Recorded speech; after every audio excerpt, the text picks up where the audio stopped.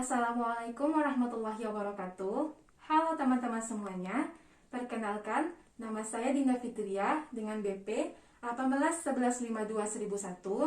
Pada kesempatan kali ini, saya akan mencoba untuk menjelaskan jawaban saya mengenai UTS Data Mining tahun 2020 dengan dosen pengampu Ibu Meza Silvana MT dan Ibu Hafizah Hanim MT. Untuk soal UTS Data Mining tahun 2020, ada 3 buah soal. Untuk soal yang pertama yaitu, mengapa data perlu di preprocessing? Pada dasarnya, sebagian besar data di dunia ini merupakan data yang mentah dan kotor. Data yang mentah dan kotor di sini dapat kita kelompokkan ke dalam 3 sub, yaitu yang pertama data yang tidak lengkap, data yang noise, dan data yang tidak konsisten.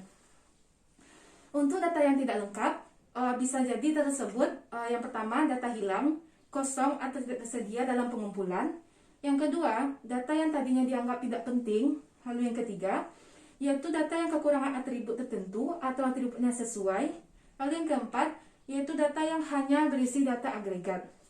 Untuk sub yang kedua yaitu adalah data yang noise, yaitu di mana data yang mengandung kesalahan, baik itu ketika pengumpulan data, entry data, atau saat pengiriman data.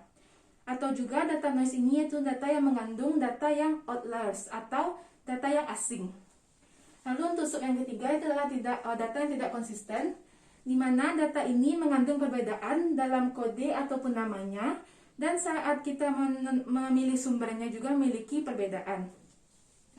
Lalu bagaimana sih proses dari data preprocessing ini? Pada dasarnya ada 4 proses umum dari data preprocessing ini. Yang pertama itu ada data cleaning, integration, transformation, sama reduction. Untuk penjelasannya, yang pertama, data cleaning. Pada proses ini, kita akan menghilangkan nilai-nilai data yang salah, memperbaiki kekacauan data, dan memeriksa data yang tidak konsisten. Lalu untuk proses integration, yaitu kita akan menggabungkan data dari berbagai sumber, baik dari database, data cube, atau file, ke dalam penyimpanan data yang sesuai. Lalu, untuk proses selanjutnya itu adalah data transformation, di mana pada proses ini, kita akan melakukan normalisasi dan pengumpulan data sehingga menjadi satu kesatuan yang sama. Lalu yang terakhir ada proses data reduction, yaitu kita akan menguraikan data ke dalam bentuk yang lebih kecil ukurannya, tetapi tetap menghasilkan data hasil analitis yang sama. Tadi kan udah ada 4 proses yang umum untuk dilakukan pada proses data preprocessing. Tetapi dari materi yang saya dapatkan ada satu proses yang mungkin tidak lumayan jarang untuk digunakan oleh orang lain, yaitu ada data diskretisasi.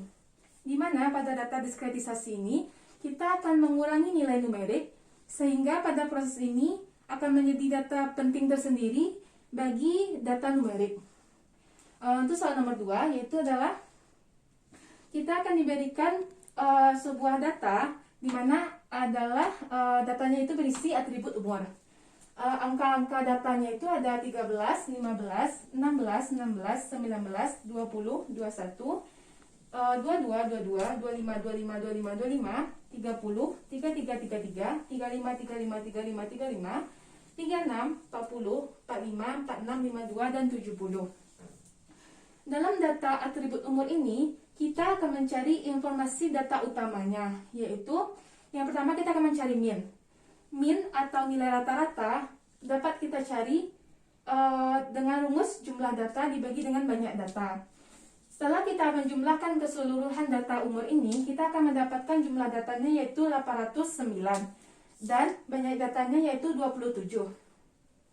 Maka kita akan mendapatkan nilai minnya yaitu 29,96. Selanjutnya untuk nilai median.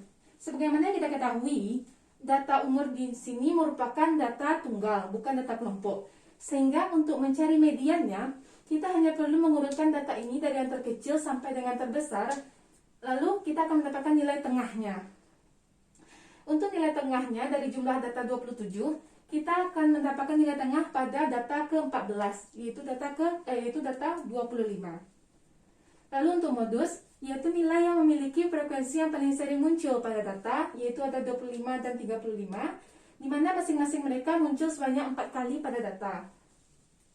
Selanjutnya ada mid-range data, yaitu dapat kita artikan sebagai nilai rata-rata yang didapatkan dari data max, data maksimum, ditambahkan data minimum, dibagi dengan 2. Kita ketahui data maksimumnya 70, data minimumnya itu 13. Lalu kita bagi 2, maka akan dapatkan mid-range datanya adalah 41,5. Lalu untuk data selanjutnya, untuk soal selanjutnya yaitu kita akan mencari kuartil data. Kuartil di sini dapat kita artikan sebagai suatu bilangan yang dapat dianggap membagi data yang telah diurutkan menurut besarnya dari yang terkecil ke yang terbesar menjadi 4 subkelompok yang sama banyak. Untuk soal ini kita hanya perlu mencari 2 buah kuartil, yaitu ada kuartil 1 sama kuartil 3. Untuk mencari kuartil 1, kita hanya rumus yang digunakan untuk data tunggal cukup sederhana, yaitu di mana n ditambah 1 dibagi 4, di mana n yang kita gunakan adalah jumlah data, yaitu sebanyak 27 data, ditambah dengan 1 dibagi 4, maka didapatlah kuartil 1 ini merupakan data ke-7 dari susunan data, yaitu data 20. Selanjutnya untuk kuartil 3, yaitu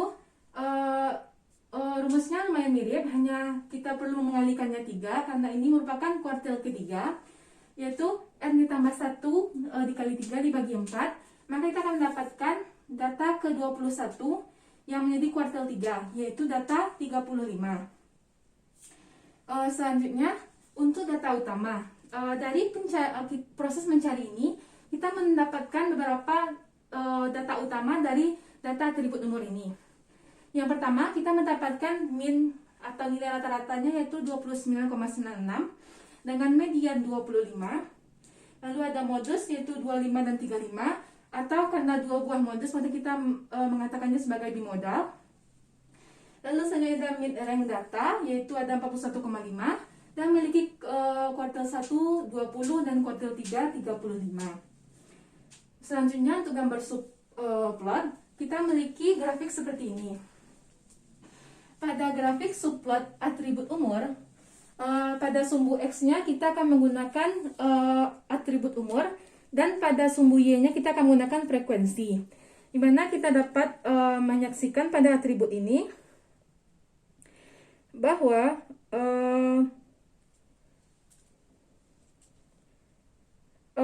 grafik ini menunjukkan hubungan antara jumlah frekuensi yang ada dengan umur, di mana semakin banyak orang dengan umur tertentu, maka akan semakin pula grafik garis dari frekuensinya semakin vertikal ke atas. Dan data ini juga tidak menunjukkan suatu pola atau ketentuan khusus, karena itu grafik subplotnya dapat dikatakan cukup sederhana. Terus selanjutnya yaitu soal yang terakhir, yaitu nomor 3. Apa sih curse of dimensionality itu? Curse of dimensionality atau kutukan dimensi tinggi adalah sesuatu yang mengacu kepada fenomena yang terjadi saat mengklasifikasikan, mengatur atau menganalisis data menganalisis data berdimensi tinggi yang tidak terjadi pada ruang berdimensi rendah, khususnya masalah ketersebaran atau kedekatan data. Yang mana kita ketahui dalam data mining seringkali kita dihadapkan dengan data yang memiliki jumlah dimensi yang begitu besar, baik bisa itu ratusan bahkan ribuan dimensi. Dalam proses data mining sendiri, data yang memiliki dimensi yang begitu tinggi akan membuat proses menjadi kurang efektif dan efisien, karena tidak menutup kemungkinan ada dimensi yang sebenarnya tidak perlu masuk ke dalam proses komputasi data, sehingga kita melakukan proses data mining, hasilnya pun proses komputasi pun akan berjalan lambat dan hasil miningnya pun kurang akurat. Sebagian besar algoritma data mining pun dapat bekerja lebih baik jika kita menggunakan dimensi yang lebih rendah. Fenomena permasalahan jumlah dimensi yang tinggi inilah yang biasa kita sebut dengan curse of dimensionality. Lalu dari penjelasan tersebut, mungkin teman-teman memiliki pertanyaan, mengapa sih tingginya dimensi ini membuat masalah jadi sulit? Bukankah jika kita menambahkan beberapa item ketika kita melakukan observasi, membuat hasil klasifikasinya menjadi lebih baik? Nah, untuk menjawab pertanyaan dari teman-teman ini, saya akan memberikan suatu contoh yang mungkin rasanya bisa untuk menjawab pertanyaan ini. Untuk contohnya yaitu, misalkan saja, jika kita disuruh untuk membedakan antara atlet tinju dengan atlet sepak bola, maka selain berat badan dan tingginya, mungkin kita akan menambahkan data observasi ciri fisik lainnya, yaitu seperti lebar bahu, lingkar perut, dan berbagai informasi dari observasi ciri fisik yang lainnya. Jika kita menambahkan tersebut, maka kita lebih mudah untuk mengklasifikasikan dua atlet tersebut. Pendapat ini merupakan sesuatu yang sangat benar. Namun, umumnya penambahan atribut pada suatu data memang akan membuat proses klasifikasi menjadi lebih mudah. Tetapi, jika jumlah atribut terus bertambah, sedangkan jumlah sampel data terbatas, maka akurasi klasifikasi ini pada titik tertentu akan jatuh menurun, dan fenomena inilah yang disebut dengan cross of dimensionality. Baik teman-teman semuanya, sekian dari yang bisa saya jelaskan mengenai hasil jawaban saya UTS Data Mining tahun 2020. Jika ada kesalahan, saya mohon maaf. Saya sudahi dengan Assalamualaikum warahmatullahi wabarakatuh.